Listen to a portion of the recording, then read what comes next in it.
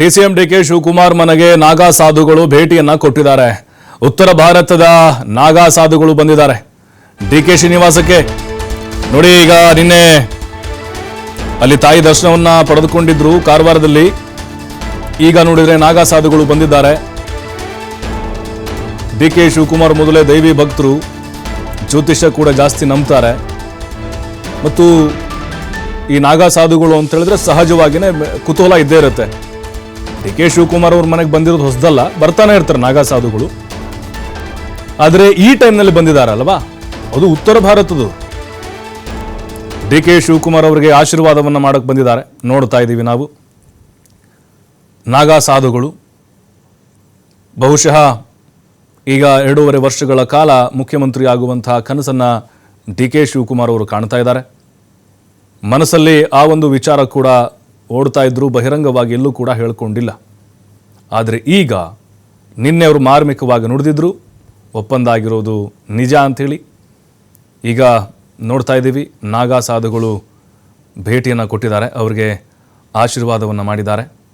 ಸಹಜವಾಗಿಯೇ ಈ ಟೈಮ್ನಲ್ಲಿ ಅವ್ರ ಮನೆಗೆ ನಾಗಾ ಸಾಧುಗಳೇ ಬರಲಿ, ಬೇರೆ ಬೇರೆ ಮಠಗಳ ಮಠಾಧೀಶರೇ ಬರಲಿ, ಯಾರೊಬ್ಬರು ಭವಿಷ್ಯ ನುಡಿರು ಬರಲಿ, ಮುಖ್ಯಮಂತ್ರಿ ಆಗಬೇಕು ಡಿ ಕೆ ಶಿವಕುಮಾರ್ ಅಂಥೇಳಿ ಬಯಸ್ತಾರೆ.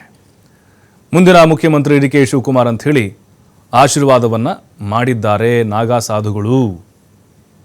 ಜೊತೆಗೆ ಡಿ ಕೆ ಶಿವಕುಮಾರ್ ಅವರು ಕೂಡ ಅವ್ರನ್ನ ಕರೆಸ್ಕೊಂಡು ಒಳಗಡೆ ಗೌರವದಿಂದ ಅವರ ವಿಚಾರಧಾರೆಯನ್ನು ಕೂಡ ತಿಳಿದುಕೊಂಡಿದ್ದಾರೆ.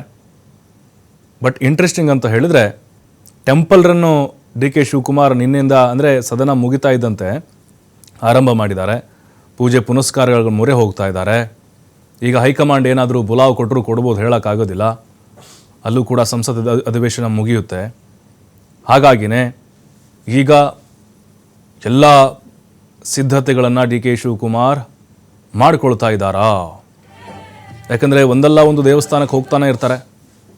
ಈಗ ನಾಗಾ ಸಾಧುಗಳು ಭೇಟಿಯನ್ನು ಕೊಟ್ಟಿದ್ದಾರೆ, ಅವ್ರಿಗೆ ಕೆಲವೊಂದಿಷ್ಟು ಹಿತವಚನಗಳನ್ನು ಹೇಳಿದ್ದಾರೆ, ಆಶೀರ್ವಾದವನ್ನು ಕೂಡ ಮಾಡಿದ್ದಾರೆ.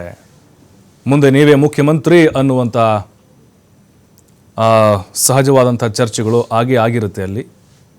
ಹಾಗಾಗಿನೇ ಆ ಟೈಮ್ ಹತ್ತಿರ ಬಂದಂಗೆ ಏನೋ ಸಂಕ್ರಾಂತಿಗೆ ಏನೋ ಬದಲಾವಣೆ ಆಗುತ್ತೆ, ಅಥವಾ ಜನವರಿ 9ಕ್ಕೆ 10ಕ್ಕೆ ಅಂತ ಅವರು ಡೇಟ್ ಕೊಡ್ತಿದ್ರಲ್ಲ, ಅವ್ರ ಆಪ್ತರು ಬಳಗರು, ಅವರ ಬಣದಲ್ಲಿ ಗುರುಸ್ಕೊಂಡಂಥವ್ರು. ಹಾಗಾಗಿನೇ ಆ ಸಮಯ ಹತ್ತಿರ ಬರ್ತಾ ಇದೆ ಈಗ. ಬಟ್ ಇದೆಲ್ಲವೂ ಕೂಡ ನೋಡ್ತಾ ಇದ್ದರೆ ಡಿ ಕೆ ಶಿವಕುಮಾರ್ ಬಹಳ ವಿಶ್ವಾಸದಲ್ಲಿದ್ದಾರೆ ಅಂತ ಅನ್ನಿಸ್ತಾ ಇದೆ. ಸಿದ್ದರಾಮಯ್ಯನವರು ನಾನೇ ಮುಂದಿನ ಮುಖ್ಯಮಂತ್ರಿ, ಅಂದರೆ ಮುಂದಿನ ಅವಧಿಗೂ ಮುಖ್ಯಮಂತ್ರಿ ಅಂತ ಏನು ಹೇಳಿಕೆಯನ್ನು ಕೊಟ್ಟಿದ್ದಾರೆ. ಬಟ್ ಅದ್ಯಾವುದನ್ನು ಕೂಡ ಡಿ ಕೆ ಶಿವಕುಮಾರ್ ತಲೆ ಕೆಡಿಸ್ಕೊಳ್ತಾ ಇಲ್ಲ. ತಮ್ಮ ದಾರಿ ನಮಗೆ ಅಂಥೇಳಿ, ಅದರಲ್ಲೂ ದೇವರನ್ನು ಬಲವಾಗಿ ನಂಬುವಂಥವರು ಡಿ ಕೆ ಶಿವಕುಮಾರ್ ಅವರು.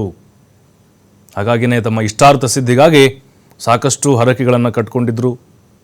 ಜೊತೆಗೆ ಪೂಜೆ ಪುನಸ್ಕಾರಗಳನ್ನು ಕೂಡ ಮಾಡ್ತಾನೇ ಇದ್ದಾರೆ.